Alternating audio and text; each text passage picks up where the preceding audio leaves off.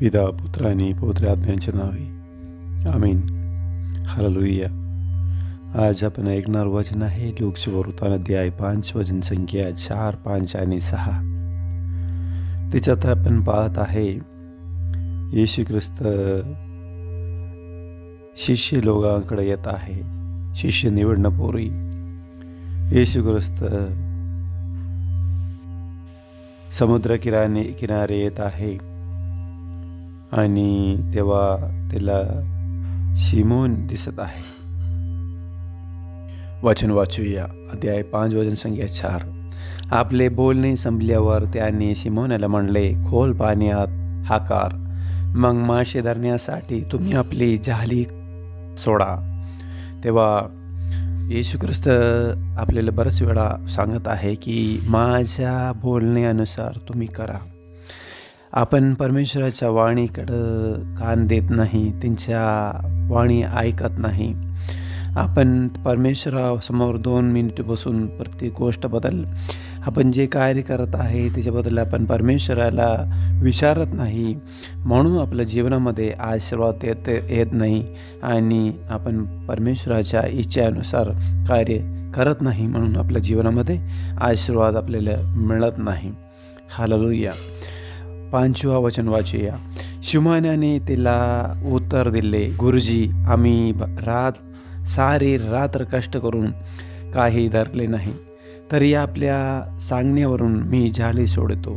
शिमोन येशू ख्रिस्ताला म्हणत आहे की गुरुजी, आम्ही रात्रभर कष्ट करून काहीच धरले नाही, तरी मी तुझ्या ऐकून तुझ्या बोलण्यावरून मी जाळी सोडतो. ते आहे विश्वास. शिमोनाला समुद्राच्या कोणाकोणा माहिती आहे. चांगले माशी धरणार एक व्यक्ती आहे.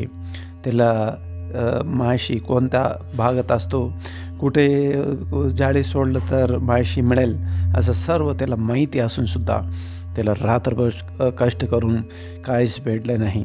आपण कधी म्हणत आहे की मी बरेच वर्षापासून प्रार्थना करत आहे, उपवास करत आहे, सर्व दानधर्म करत आहे, खूप चांगलं कार्य केले, देवाचे वचन वाचून त्याच्या ग्रहण करून मी प्रार्थना करत राहिले, पण माझ्या जीवनामध्ये काही घडले नाही.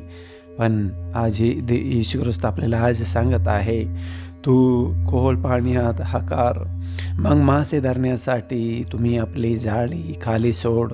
आपण मागे फिरायचे नाही, अजूनही आपण पुढे जायचे आहे, प्रार्थना करत राहायचे आहे, आपलं कार्य करत राहायचे आहे. आपण येशूच्या वाणी ऐकून त्याच्या वाणीनुसार त्याच्या बोलण्यानुसार म्हणजे कार्य करण्यासाठी आपण देवासमोर बसून त्याला विचारायला पाहिजे. तेव्हा परमेश्वर आपल्याला सांग, तू असं कर. तसं केल्यावर आपल्या जीवनामध्ये आशीर्वाद येईल. हालेलुया. वचन संख्या 6 वाचूया. मग त्याने तसे केल्यावर माशाच्या मोठ्या ढोलक्या जाळ्यात सापडला आणि त्याने जाळी फाटू लागली.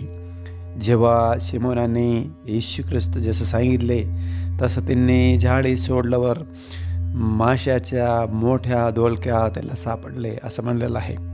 आपण सुद्धा परमेश्वराच्या वाणीनुसार परमेश्वराच्या बोलण्यानुसार आपल्या जीवनामध्ये कार्य केलं तर आपण सुद्धा कृपेने भरले जाईल. आपल्या जीवनामध्ये सुद्धा जे कार्यासाठी आपण प्रार्थना करत आहे, जे कार्यासाठी आपण प्रयत्न करत आहे, जे कार्यासाठी आपण वाढ पाहत आहे, ते सर्व म्हणजे आपल्याला मिळून जाईल. कारण परमेश्वर आपल्याला मार्गदर्शन करत आहे.